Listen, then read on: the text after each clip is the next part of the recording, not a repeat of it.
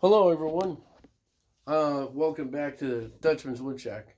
Um, Today, I know you saw me earlier, but I had to post this.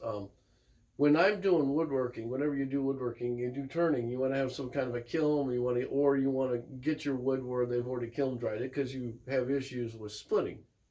So one of the ways I do that is um, I've been looking around trying to figure out a way to make my own kiln because the bigger versions, something like you'd want to get in a sawmill or something like that. Anyway, I had this drum in my shop, and I'm going, hey, I could do this. This would make a good kiln driver. One, it's steel. You don't want to use, as a kiln driver, you don't want to use a wooden type of kiln drive because what it does, it'll just soak up the moisture and it really won't do the kind of stuff you want to do. And then I had a shop light, halogen shop light. So kind of like what I have over here, what I use to turn my bowls with. So I decided, hey, this will work out just right.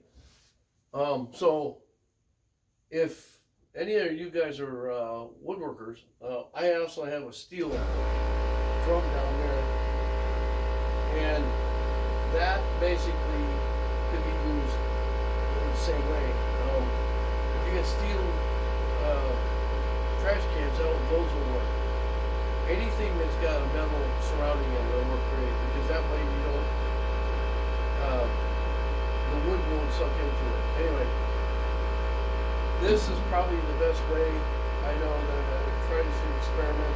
The other thing is I always tell people to get, and I apologize for my air compressor, I didn't think it was going to go off, is a moisture meter. Okay, this will tell you the kind of moisture that's in the wood. So what I'm going to do from now on, now I take notes, and I'm going to mark down what kind of wood I have and what the moisture is going in before I put it in here. So that after a couple of days on and off, having this on and off and drying, I'll pull it out and then I can compare it to what I had before to see what kind of moisture is in it percentage wise. If you're a woodworker, I highly recommend this because this will save you a lot of pain in the butt, especially if you're doing a lot of work with like the kind of wood I do, turning raw wood. And I do have another trash can over there.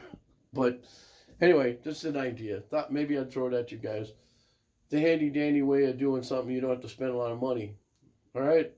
I mean, worst case scenario, what I was planning on doing was taking some steel here, making get one of those heat lamps that you would have like you use to keep the chicken warm or the meat warm at a meat market.